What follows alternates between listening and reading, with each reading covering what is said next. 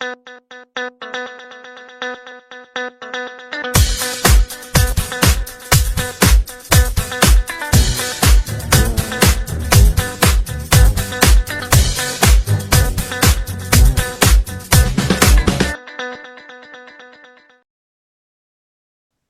juga mengucapkan terima kasih kepada Bapak Ibu semua yang telah hadir di ruang Zoom ini untuk mengikuti kegiatan sosialisasi benturan kepentingan yang digagas oleh Area 5 dalam rangka pembangunan zona integritas di PTN Pekanbaru. Baik Bapak Ibu sekalian, sebelum kita mengawali kegiatan pada pagi hari ini, marilah kita menundukkan sejenak kepala kita untuk mendengarkan doa yang dipimpin oleh Bapak Saif Al-Haq, Sarjana Hukum. Kepada Bapak Syaif dipersilakan. Assalamualaikum warahmatullahi wabarakatuh.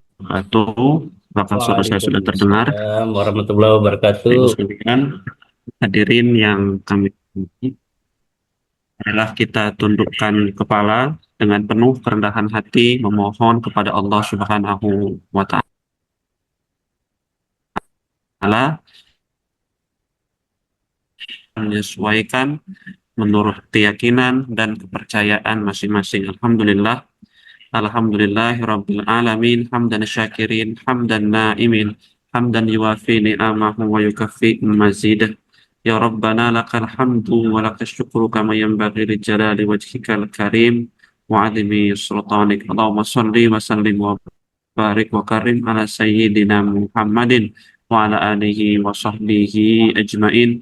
Ya Allah, Tuhan yang maha mengetahui lagi maha bijaksana, pada hari ini kami berkumpul dalam niat memperbaiki diri dan lembaga melalui sosialisasi zona integritas dan penguatan pengawasan benturan kepentingan. Jadikanlah pertemuan ini sebagai jalan untuk menumbuhkan kesadaran bahwa setiap amanah yang kami jalankan adalah tanggung jawab yang kelak Engkau mintai pertanggungjawabannya. Ya Allah, tanamkanlah dalam hati kami nilai kejujuran dan integritas. Kuatkanlah langkah kami untuk bekerja dengan disiplin dan tanggung jawab. Jauhkanlah kami dari kelalaian, penyimpangan, dan godaan yang melemahkan amanah. Dekatkanlah kami dengan sikap profesional, transparan, dan akuntabel.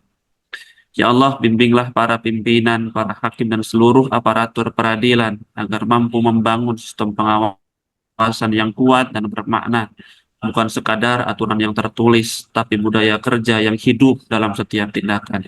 Jadikan zona integritas yang kami bangun sebagai jalan menuju lembaga peradilan yang bersih, terpercaya, dan bermartabat, tempat di mana keadilan ditegakkan dengan hati yang jernih dan pelayanan diberikan dengan penuh tanggung jawab. Akhirnya ya Allah, terimalah niat baik kami untuk terus berbenah. Berkahilah setiap langkah perubahan yang kami tempuh agar membawa kebaikan bagi institusi, masyarakat, dan bangsa. Rabbana taqabbal minna innaka antas samiul alim wa tub alaina innaka antat tawwabur rahim. Alhamdulillahirabbil alamin. Wassalamualaikum warahmatullahi wabarakatuh. Waalaikumsalam warahmatullahi wabarakatuh. Baik, terima kasih kepada Bapak Syaif Al-Haq. Baik Bapak Ibu sekalian, kita akan memasuki sesi sosialisasi benturan kepentingan. Tetapi terlebih dahulu saya akan membacakan CV singkat atau biodata singkat dari pemateri kita. Mungkin Bapak Ibu sekalian sudah mengenal Bapak Tri Cahya Indra Permana SHMH. Saya akan bacakan sedikit mengenai biodatanya. Beliau dilahirkan di Jakarta 13 Mei 1978. Panggilan akrabnya adalah Pak Tri atau Mas Indra. Kemudian beliau menyelesaikan sarjana hukum di Fakultas Hukum Universitas Jenderal Sudirman pada tahun 2000. Kemudian mengambil magister hukum dan doktoral hukumnya di tahun 2009 dan 2018 di Universitas Diponegoro. Selesai mengenyam pendidikan S1, beliau melanjutkan karir di magang kantor advokat Jakarta, kemudian mengikuti seleksi calon hakim dan ditempatkan menjadi calon hakim di PT UN Yogyakarta. Pada tahun 2004 beliau dilantik menjadi hakim di tempat ini di Pengadilan Tata Usaha Negara Pekanbaru, kemudian melalang buana ke Petun Semarang, Petun Surabaya, Petun Jakarta, dan pada tahun 2021 hingga 2025 beliau dipercaya sebagai staf khusus atau asisten ketua kamar, ketua Katun Mahkamah Agung Republik Indonesia. Kemudian selain aktif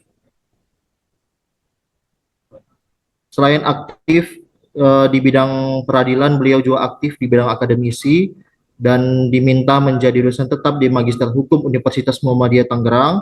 Kemudian beliau juga aktif dalam penulisan baik di jurnal, buku maupun media online. Dan beliau pernah menjadi koordinator penelitian di Pustajak Mahkamah Agung Republik Indonesia. Kemudian aktif dalam bidang akademisi di bidang pembimbingan tesis, pengujian eksternal, serta CO promotor disertasi mahasiswa di beberapa kampus. Atas pengabdiannya di bidang peradilan, beliau dianugerahi penghargaan Satya Lencana Karya Satya 10 tahun pada tahun 2010 dan Satya Lencana Karya Satya 20 tahun dari Presiden Republik Indonesia tahun 2020. Tanpa memperpanjang lagi, kita berikan kesempatan dan waktu kepada Bapak Dr. Cahya Indah Permana SHMH. Kepada Bapak dipersilahkan. Makasih, Pak Andrio. Assalamualaikum warahmatullahi wabarakatuh. Bapak Ibu Waalaikumsalam warahmatullahi wabarakatuh. hormati, alhamdulillahirabbil alamin, wassalatu wassalamu ala asrafil anbiya'i wal mursalin wa ala alihi washabbihi ajmain, amma ba'du. Allahumma shalli ala Muhammad wa ala ali Muhammad. Rabbi shrah li sadri wa yassir li amri wa hlul 'uqdatam min lisani yafqahu qawli. Rabbi zidni ilman warzuqni fahman. Bapak Ibu yang saya hormati, kita ada pembinaan sejenak ya, 1 atau 2 menit. Pertama, kegiatan hari ini agar direkam dan diupload segera ya ke medsos kita untuk keperluan ZI ya, agar dibuatkan sertifikat bagi para peserta juga untuk peningkatan IPASN. Kemudian yang kedua, ini maksudnya kegiatan hari ini termasuk juga yang nanti siang ya. Yang kedua, maksimal Kamis tanggal 12 Februari 2026 agar dibuat sosialisasi internal mengenai manajemen resiko. Ya, meskipun nanti ada kegiatan dengan Ibu KPT, tetap kita kita siapkan sosialisasi internal supaya kalau tidak terlaksana, evidennya tetap ada. Dan narasumber dari koordinator area 5. Nanti bisa tugaskan Pak Boy atau Pak Heri Rio ya untuk menjadi narasumber manajemen risiko. Seperti biasa dibuat undangannya, absen, notulen, dan gambar atau di medsosnya. Kemudian untuk evidence ZI masing-masing area Bapak Ibu agar dilengkapi masih ada waktu beberapa hari. Kemudian untuk meringankan beban bagian kepegawaian, jika ada keperluan untuk membuat SK-SK agar dibuat sendiri, ya nanti filenya diminta dari bagian kepegawaian, disesuaikan dengan kebutuhan, baru nanti diserahkan ke kepegawaian untuk dimintakan tanda tangan Pak Ketua, gitu ya. Kemudian yang keempat, dan ini yang paling penting Bapak Ibu sekalian, tetap jaga integritas ya, integritas kita agar usaha teman-teman semua tidak sia-sia dalam membangun zona integritas. Ya meskipun kita tidak berorientasi pada penghargaan manusia ya, tetapi jangan menjadi sebab karena ulah oknum menyebabkan kita tidak memperoleh ZI ya, predikat WBK. Nah itu pesan saya, integritas tentu saja banyak aspeknya, bukan hanya soal tidak terima uang, ya soal yang lain-lain juga banyak, judi online,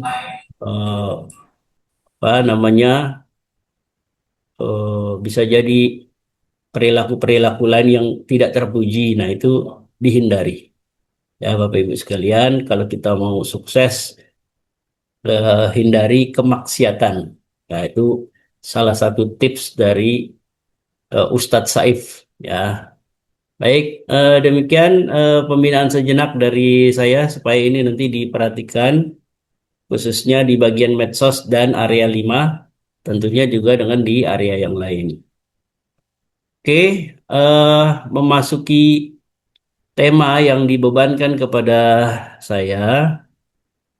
Ini saya coba-coba belajar ya, meskipun singkat hanya Sabtu Minggu, itu pun Sabtu Minggu sudah dalam kondisi ngantuk berat ya, karena Senin sampai Jumat kita ngantor, maka kami pelajari, kemudian coba dituangkan dalam bentuk PPT. Nanti kita model pembelajaran orang dewasa semuanya narasumber, sehingga nanti kita lebih bertukar pikiran saja, bukan seperti eh, apa anak S1 ya yang masih satu arah, tapi karena kita sudah pasca sarjana ibaratnya ya, jadi semuanya sudah mahir semua, sudah menjadi narasumber semua. Saya hanya memantik saja. Nah, tema yang diberikan ini sosialisasi benturan kepentingan. Kalau menurut Permenpan terbaru, sebetulnya terminologinya sudah berubah ya menjadi konflik kepentingan. Begitu juga di Undang-Undang Administrasi Pemerintahan. Undang-Undang 30 tahun 2014 sudah menggunakan terminologi konflik kepentingan. Kalau di Permenpan tahun 2012 masih pakai benturan kepentingan. Tapi sejak 2014 sudah menggunakan konflik kepentingan yang diserap dari bahasa asing ya, conflict of interest. Bahasa Minangnya itu conflict of interest, recognizing them, avoiding them, managing them. Jadi dikenali dulu, kemudian dihindari dan dikelola, ya kira-kira. Tadi sudah dikenalkan sama Pak Andrio. eh ini perjalanan hidup saya ya. Nanti kalau ada yang mau apa mengikuti jejak saya, mudah-mudahan bisa masuk ke Semarang ya setelah ini ya. Pak David atau Bu Ros mungkin mau ke Semarang, mudah-mudahan bisa mengikuti jejak saya.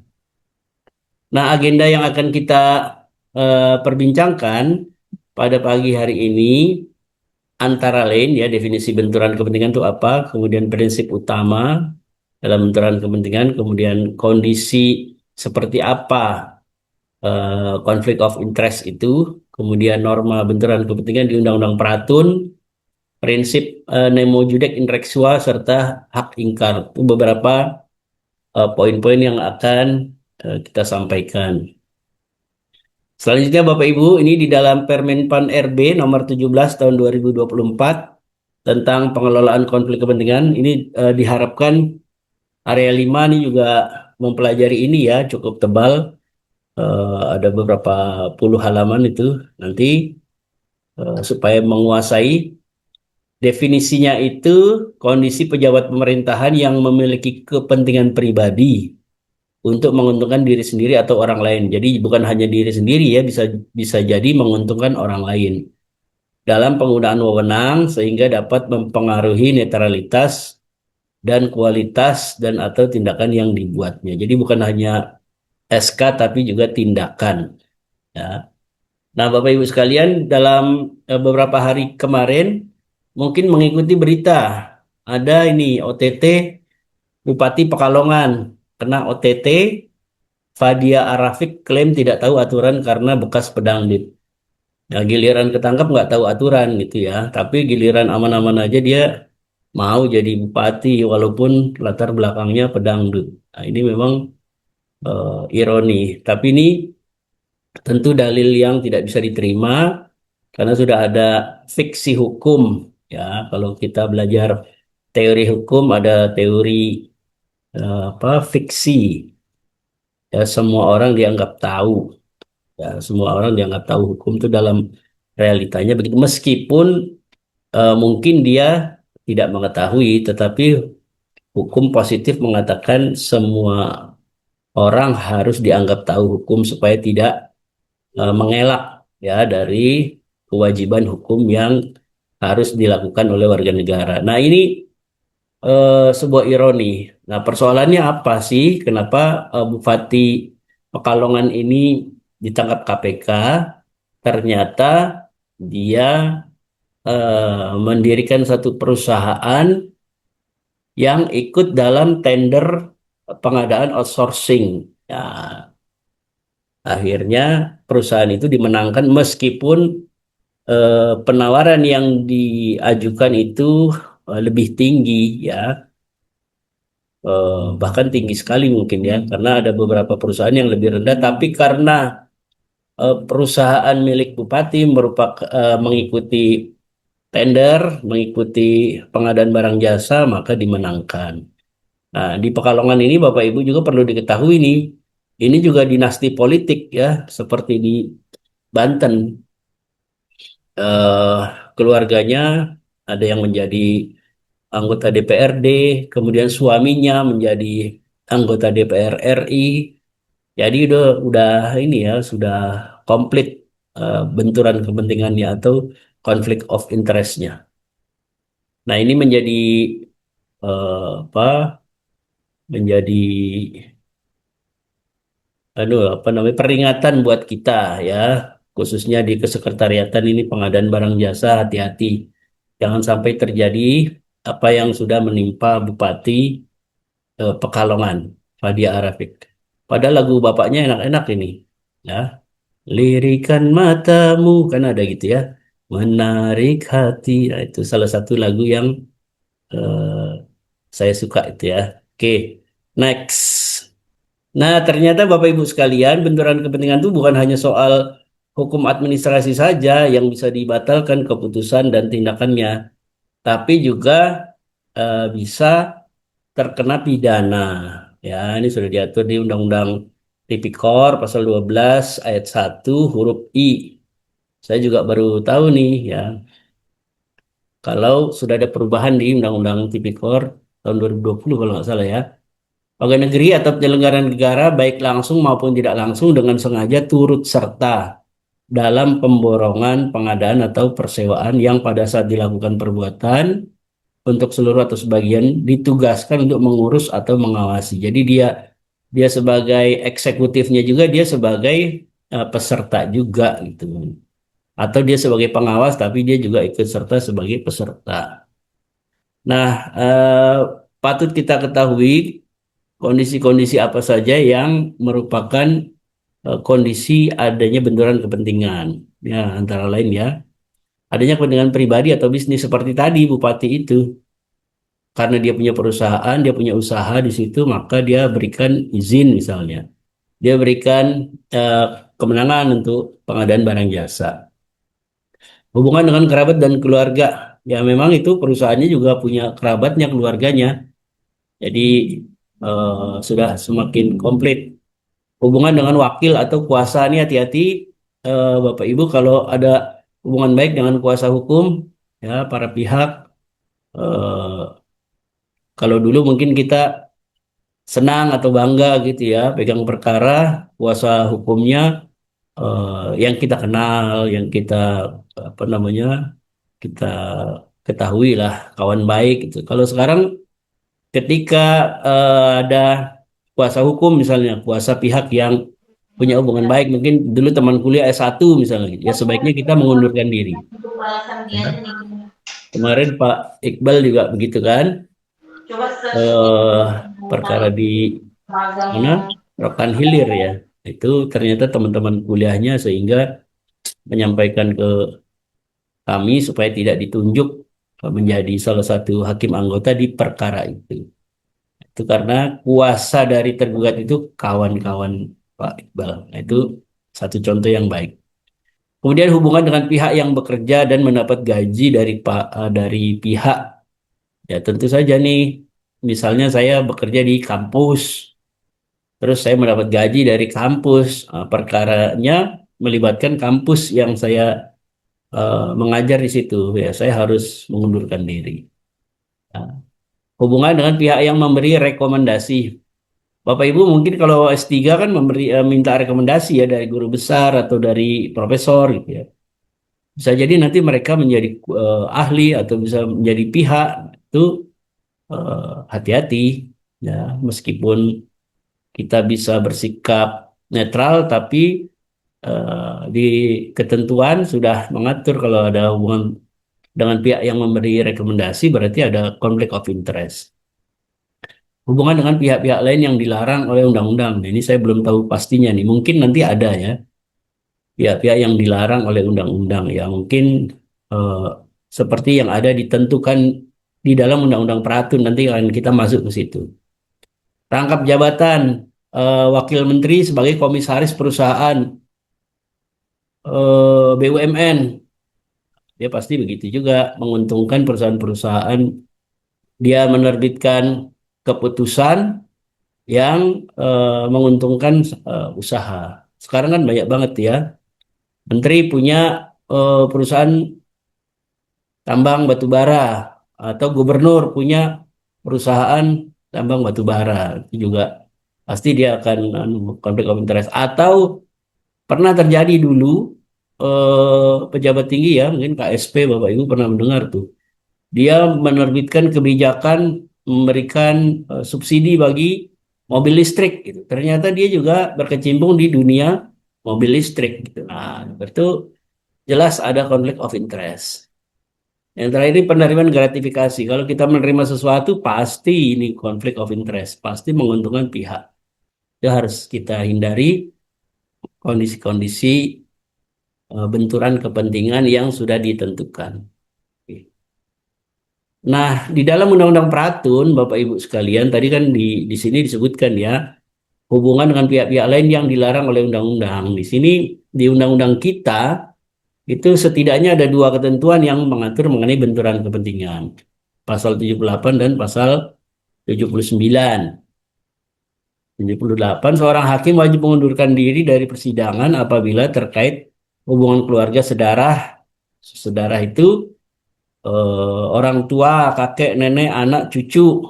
Ya, bahkan kalau konflik of interest ini 3 derajat ya. Kalau saksi itu kan 2 derajat ke atas ke bawah. Tapi kalau konflik of interest itu 3 derajat. Jadi kakek buyut apa cucu yang anak dari cucu itu pun masih ya masih dalam kategori apa konflik of interest atau semenda. Semenda itu hubungan karena perkawinan Bapak Ibu ya.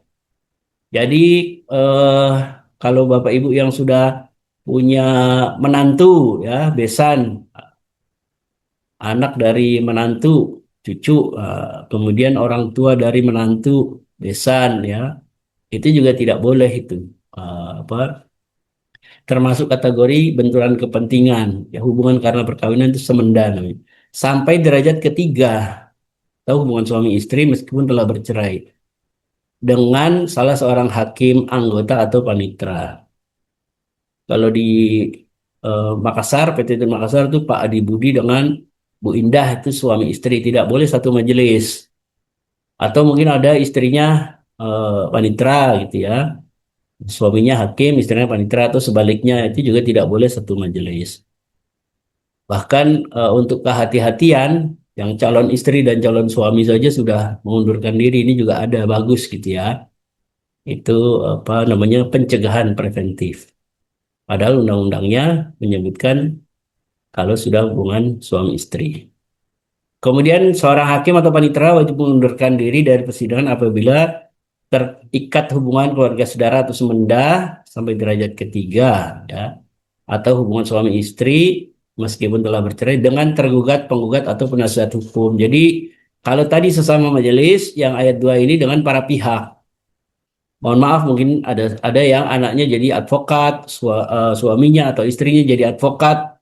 Ketika dia bersidang satu majelis itu tidak boleh ya, dia harus mengundurkan diri.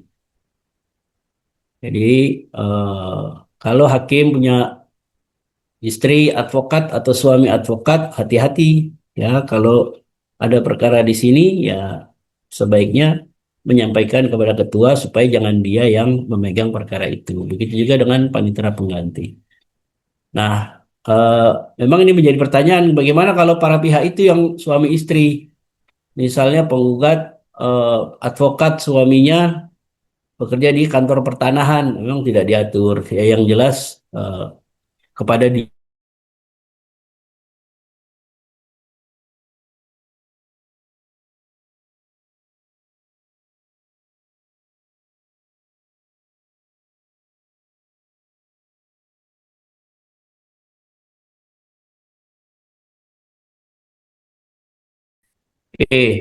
Sinyal internetnya agak ini ya, agak undelap-undelup. Suara saya masih bisa didengar, Bapak Ibu? Masih Pak. Bisa Pak, bisa Pak. Masih didengar Pak, memang turun Putus-putus naik. enggak? Suaranya Turun naik. putus-putus. Putus-putus enggak suaranya? Enggak Pak. Enggak Pak. Enggak ya. Bisa dilanjut lagi Pak. Nah, ini yang ketiga, hakim atau panitera sebagaimana dimaksud dalam ayat 1 dan ayat 2 harus diganti. Apabila tidak diganti atau tidak mengundurkan diri sedangkan sengketa telah diputus, maka sengketa tersebut wajib segera diadili ulang dengan susunan yang lain. Nah, jadi kalau sudah tahu ada konflik of interest, segeralah mengundurkan diri. Ya, jadi mengundurkan dirinya jangan nanti-nanti. Nanti aja saya mengundurkan diri kalau udah kesimpulan. Kasihan hakim yang mengganti atau panitera yang mengganti. Kalau hakimnya dia nggak mengikuti persidangannya, akibatnya dia juga nggak mengetahui secara pasti perkara itu bagaimana. Gitu ya. Oleh karenanya pengunduran dirinya itu sebisa mungkin, sesegera mungkin. Ya, jangan menunggu nanti-nanti. Kemudian di pasal 79 Undang-Undang Peratun, ini juga diatur lagi nih, seorang hakim atau panitera wajib mengundurkan diri apabila ia berkepentingan langsung atau tidak langsung atas suatu sengketa. Nah, ini apa? Kalau tadi subjeknya, kalau ini sengketanya, gitu ya. Ya, misalnya, eh, ya saya lah misalnya ada kampus Universitas Muhammadiyah misalnya bersengketa karena saya ngajar di Muhammadiyah, ya saya harus mengundurkan diri gitu. Jadi ini lebih ke objeknya bukan kepada subjeknya. Ya, pengunduran diri sebagaimana dimaksud dalam ayat 1 dapat dilakukan atas kehendak hakim atau panitera atau permintaan salah satu pihak yang bersengketa. Ini kalau permintaan salah satu pihak namanya hak ingkar. Ada nanti diatur di Undang-Undang Kekuasaan Kehakiman. Nah, yang ketiga, apabila ada keraguan atau perbedaan pendapat mengenai hal sebagaimana dimaksud pada ayat 2, maka pejabat pengadilan yang berwenang yang menetapkan ini Pak Ketua nanti ya, apa yang menetapkan. Ada kalanya pengunduran diri itu dikabulkan, ada kalanya tidak juga. Jadi pernah juga waktu kami dinas di Petun Jakarta, ada salah seorang hakim mengundurkan diri dengan alasan saya sudah pernah pegang perkara ini Pak. Pihaknya ini, cuman objeknya berbeda, hanya hanya objeknya saja, tapi jenisnya sama dan waktu itu putusannya seperti ini. Kalau saya lagi nanti dia prejudice, putusannya akan kalah lagi gitu. Kebetulan waktu itu kalah gitu ya. Nah ini oleh ketua pengadilan permohonan pengunduran dirinya ditolak. Ya waktu itu karena tidak sesuai dengan ketentuan undang-undang. Dan menurut Pak Ketua belum tentu itu akan ditolak lagi. Yang kedua, apa? Kalau nanti putusan yang berbeda justru ini jadi masalah gitu ya. Kok ada disparitas padahal eh, perkaranya sama. Itu yang pertimbangannya sehingga waktu itu permohonan pengunduran dirinya ditolak. Jadi boleh saja hakim mengundurkan diri tetapi keputusannya tetap ada di Pak Ketua ya. Yang keempat, hakim atau panitera sebagaimana dimaksud dalam ayat 1 dan ayat 2 harus diganti. Ya, ayat 1 dan 2, kalau yang 3 tadi kan tidak harus ragu-ragu ya. Apabila tidak diganti atau tidak mengundurkan diri, sedangkan sengketa telah diputus, maka sengketa tersebut wajib diadili ulang dengan susunan yang lain. Ini sangat menyusahkan gitu ya. Bisa jadi ada dua putusan nanti. Sebaiknya mengundurkan diri.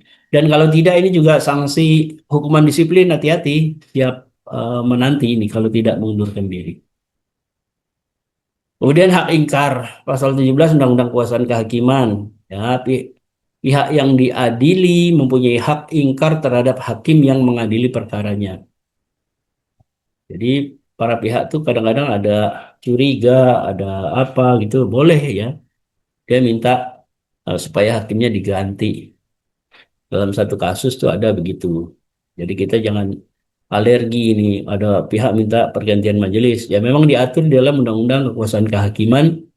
Para pihak itu punya hak ingkar.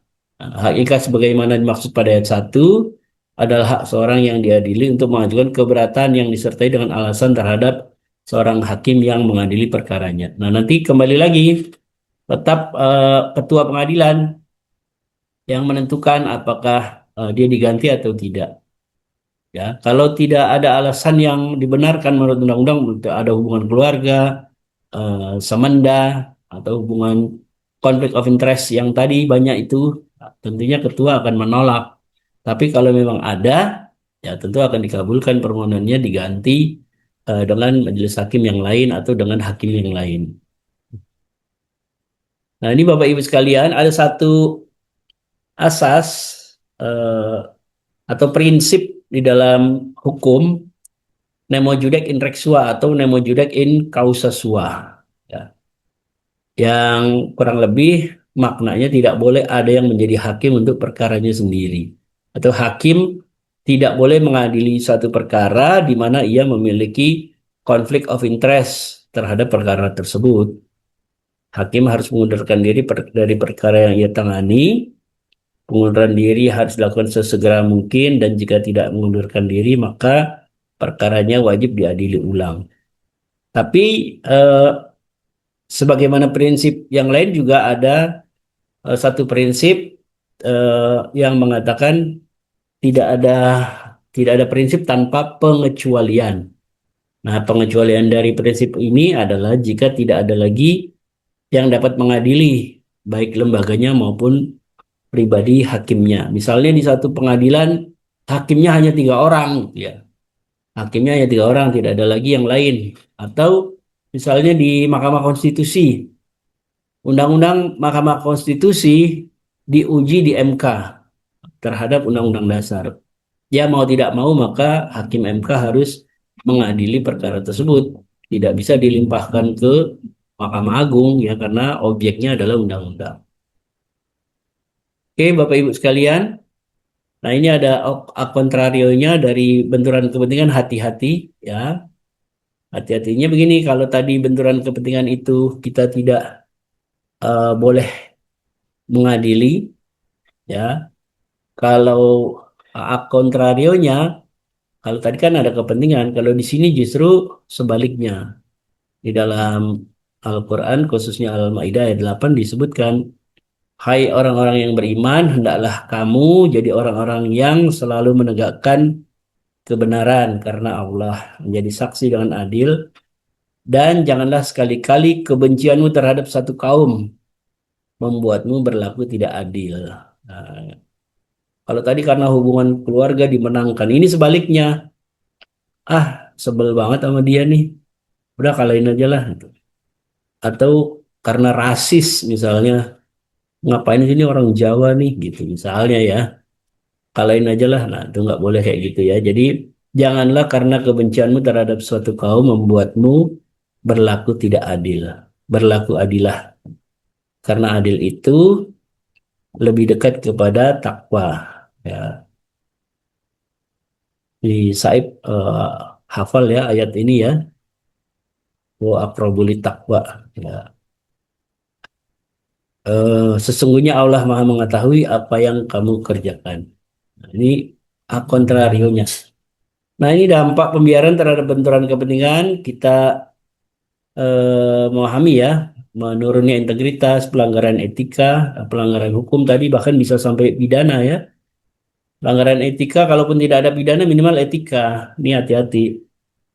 Kemudian yang berdampak turunnya kepercayaan terhadap lembaga kita, kepercayaan masyarakat.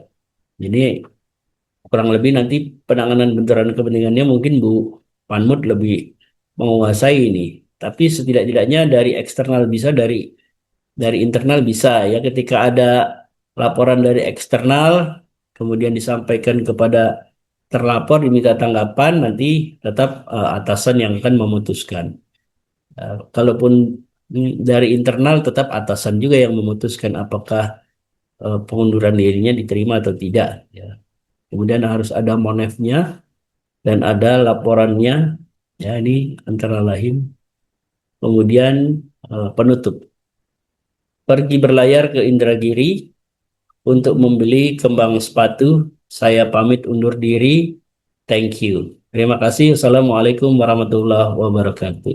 Waalaikumsalam warahmatullahi wabarakatuh. Waalaikumsalam. Baik, terima kasih kepada Bapak Tri Indra Permana. Saat ini kita memasuki sesi tanya jawab. Kepada Bapak Ibu dipersilakan jika ingin mengajukan pertanyaan dengan raise hand atau bertanya melalui kolom chat juga boleh. Nanti yang jawab area 5 ya. Yang jawab area 5. Oke. Boleh pertanyaan dulu, Pak? Silakan Silakan Pak Andi. Oke. Baik, terima kasih. Menarik sekali apa yang kita kaji pagi ini. Mudah-mudahan bisa kita tanamkan, terutama faktor-faktor yang mendukung integritas kita. Baik Pak Wakil, ini menyangkut ke pribadi, sebetulnya pribadi saya sendiri yang akan saya jalani. Orang tua saya memberi kuasa insidentil kepada saya untuk mengajukan gugatan di Pengadilan Tata Usaha Negara Medan. Apakah hal ini termasuk conflict of interest nanti di sana? Itu aja Pak Wakil, mudah-mudahan terjawab, jadi bisa menjadi masukan saya. Kira-kira kalau memang tak bisa, saya bisa menjawab ke keluarga, kalau bisa langkah-langkah apa yang saya lakukan. Ya. Terima kasih Pak. Terima kasih Pak Andi. Kalau menurut saya tidak ya Pak Andi ya, karena Pak Andi kan sebagai kuasa dari orang tua, maka kuasa itu kuasa insidentil. Ya. Kuasa kan bisa karena 3 hal ya, karena hubungan keluarga, karena undang-undang, atau karena perjanjian. Nah, Pak Andi karena hubungan keluarga diberikan sebagai kuasa insidentil. Syaratnya ada hubungan keluarga dan memahami hukum acara. Nah, yang menjadi soal justru majelis hakim di Petun Medan nanti. Misalnya mereka punya hubungan baik dengan Pak Andi. Nah, itu harus dilihat apakah mereka punya hubungan keluarga enggak dengan Pak Andi. Kalau enggak ya dengan pertemanannya seperti apa gitu ya. Kalau tidak ada hubungan, kan sekarang hakimnya baru-baru juga, Pak Andi nggak kenal semua misalnya gitu ya. Nah, atau kalau ada yang kenal mantan Pekanbaru ya itu ada konflik of interest. Tapi kalau yang tidak pernah satu kantor dengan Pak Andi, tidak kenal gitu ya, ya dia nggak apa-apa. Tapi sekali lagi sebagai kehati-hatian mungkin di Petun Medannya ya bisa melaporkan kepada ketua pengadilan misalnya, Pak saya dulu pernah satu kantor sama Pak Andi, saya misalnya kan pernah sidang juga waktu Pak Andi masih jadi PP dulu misalnya. Nah, kalau saya pegang perkara beliau ini nanti ya misalnya saya masuk ke Medan Pak Andi ya misalnya nih Ya. mutasi ke Medan, berarti saya ada konflik of interest terhadap Pak Andi. Itu sebagai bentuk kehati-hatian memang harusnya mengundurkan diri. Kalau yang PP-nya juga begitu. Kalau PP-nya ini dulu kawan satu kantor, pilih aja PP yang baru Pak, yang belum pernah kenal dengan Pak Andi misalnya. Kan ada yang baru diangkat mungkin. Nah, itu sebaiknya begitu. Jadi tidak ada hubungan pertemanan, tidak ada hubungan lama, kawan lama ya, itu lebih baik lagi. Tapi dari segi Pak Andinya saya kira tidak ada. Justru yang harus hati-hati ada konflik of interest-nya itu dari segi majelis hakim dan PP di Petun Medannya sana. Gitu Pak Andi. Baik, terima kasih Pak. Jadi ya maju Terjawab. aja. Karena kalau pakai Siap. advokat kan mahal. Nah itu dia Pak. Iya. Makasih Pak Oke. Wakil. Ya sama-sama Pak Andi.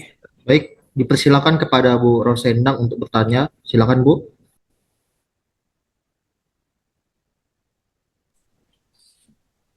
Baik, terima kasih Bapak Moderator dan kepada Bapak Wakil. Ini izin saya bertanya atau mungkin bisa dijawab oleh Ahmad Obrani. Kalau dikaitkan dengan pasal 78 dengan pasal 102 Pak, terkait keterangan ahli yang ternyata baru diketahui keterangan ahli ini merupakan sepupu kandung dari salah satu majelisnya. Ya. Namun baru setelah duduk dia di kursi baru ini Pak, baru ketahuan gitulah Pak, baru kalau dia merupakan sepupu kandung dari majelisnya, salah satu majelis. Nah, Ya. bagaimana Pak kalau hal tersebut terjadi Pak? Sementara itu pihak yang menghadirkan keberatan kalau eh, dia mundur gitu Pak, karena sudah dihadirkan sebagai keterangan ahli, istilahnya nggak mau dimundurkan lagi gitu. Nah, sementara kalau dari pihak yang lawannya keberatan kalau dijadikan sebagai keterangan ahli karena memang sepupu kandung. Sudah disampaikan juga sama mengakui juga majelisnya, anggota majelisnya bahwa kenal satu pernah, bukan kenal lagi, memang sepupu kandung. Itu bagaimana Pak? Terima kasih. Oke, makasih Bu Ros. Di ketentuannya itu memang para pihak ya, artinya tidak termasuk itu saksi ataupun ahli ya. Nah kalau kita kan nggak tahu nih apa namanya tiba-tiba ahlinya promotor saya misalnya pada saat S3 gitu, itu ada hubungan juga kan, tiba-tiba ada hubungan keluarga dengan panitera penggantinya ahli yang dihadirkan. Ya memang sebagai bentuk kehati-hatian boleh saja mengundurkan diri. Tapi nanti ketua pengadilan akan menetapkan apakah ini beralasan atau tidak. Kalau PP tentunya Pak Panitra ya. Kalau hakim Pak Ketua. Kalau menurut Pak Ketua, enggak ini enggak harus mengundurkan ini diri kan teruskan saja kan pendapat ahli itu kan tidak wajib juga diikuti oleh hakim kan. Bisa dipakai bisa tidak. Apalagi secara normatifnya itu pengunduran diri itu kalau dia punya hubungan keluarga, hubungan bisnis, hubungan pertemanan, hubungan semenda dengan para pihak yang bersengketa. Sedangkan untuk saksi ataupun ahli memang tidak diatur. Tapi sebagai bentuk kehati-hatian boleh saja Bu Ros mengundurkan diri. Nah, nanti ditetapkan oleh Pak Ketua kira-kira beralasan atau tidak. Tapi kemungkinan ditolak itu pengunduran dirinya. Kemungkinan. Kalau semuanya mengundurkan diri repot juga kita. Nanti apa apa namanya banyak pengunduran diri yang tidak beralasan gitu. Seperti tadi kejadian di Petun Jakarta itu, Pak nanti kalau saya mutus lagi perkara ini nanti eh, akan kalah lagi ya belum tentu juga kan. Siapa tahu dalam kasus yang ini dia bisa menang gitu. Itu akhirnya ditolak itu permohonan pengunduran dirinya. Tapi bentuk kehati-hatiannya boleh Bu Ros kita mengundurkan diri gitu ya. Apalagi perkara Bu Ros sudah banyak. Nah, biar nanti Pak Rey misalnya gitu ya. Bolehlah mundurkan diri. Belum Pak, Gitu. belum dapat perkara 2020. Belum dapat perkara ya. Oke, sabar. Semua majelis. Oke, Bu Ros.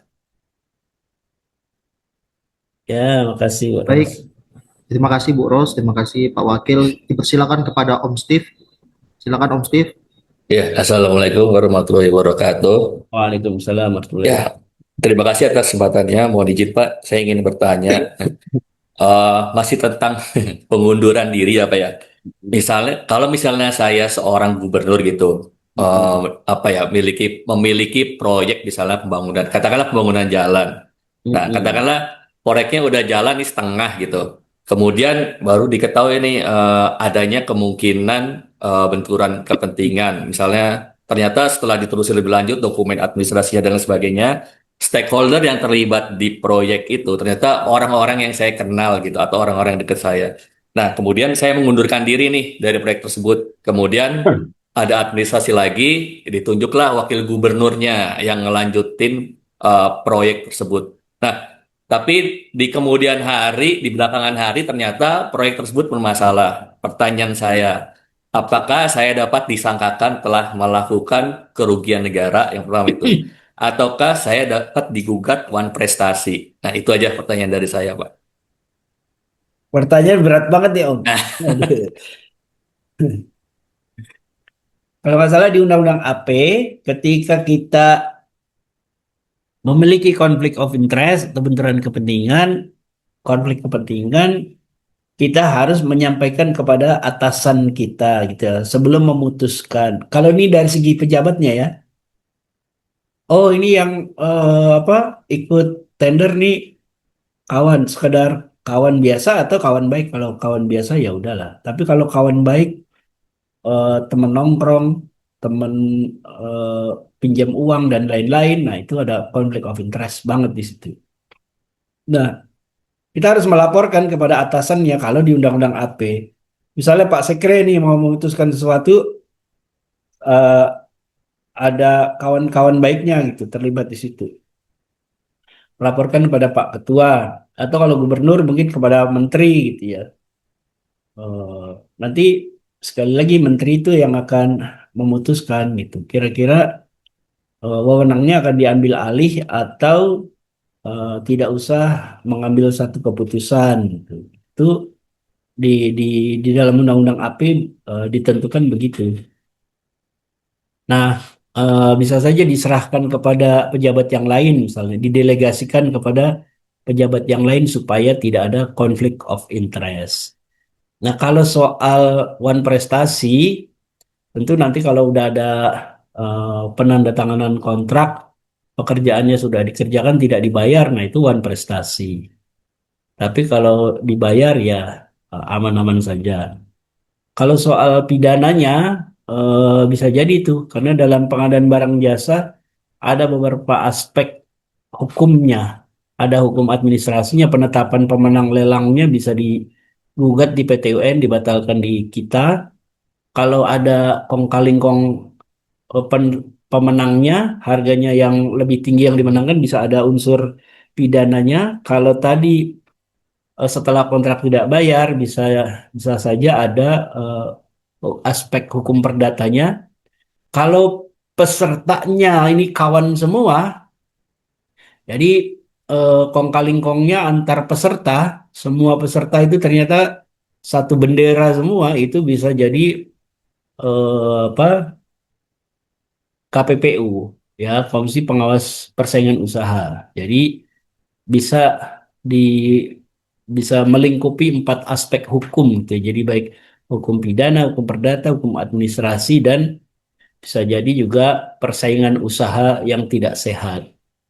Nah, itu dari segi konflik of interestnya si pejabat harusnya aware ya ketika dia ada konflik of interest, dia harus menyampaikan kepada atasannya. Tuh. Kalau dia tidak menyampaikan kepada atasannya dan dia nekat mengambil keputusan, ya resikonya ada apa? Resikonya ada empat bidang hukum tadi yang bisa menimpa dia. Hukum pidananya kalau dia menyimpang, apalagi dia menerima feedback, hukum administrasinya bisa SK-nya dibatalkan, hukum perdatanya kalau dia tidak bayar nanti karena apa namanya Wan prestasi bisa saja dibatalkan oleh KPPU Komisi Pengawas Persaingan Usaha karena seluruh peserta tendernya itu ternyata satu bendera misalnya gitu. Nah, itu bisa melingkupi empat aspek begitu Om. Tapi dari segi pejabatnya sebaiknya dia eh, menyampaikan kepada atasannya dan dia tidak mengambil keputusan. Gitu kira-kira Om. Ya Pak, terima kasih Pak atas pencerahannya dan penjelasan. Makasih Om ya. Baik, Bapak Ibu sekalian, apakah ada yang bertanya lagi?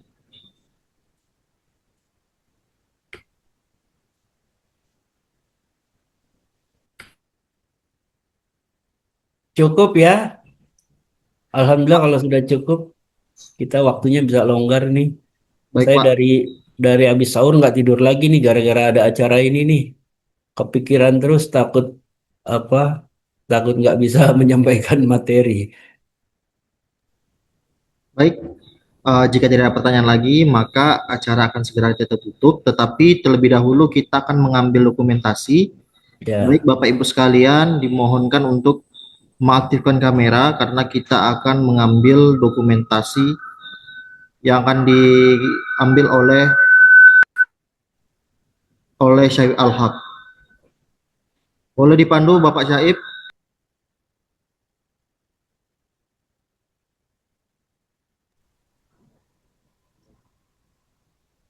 Saib, Sekalian, untuk Ya. slide pertama, 1, 2, 3.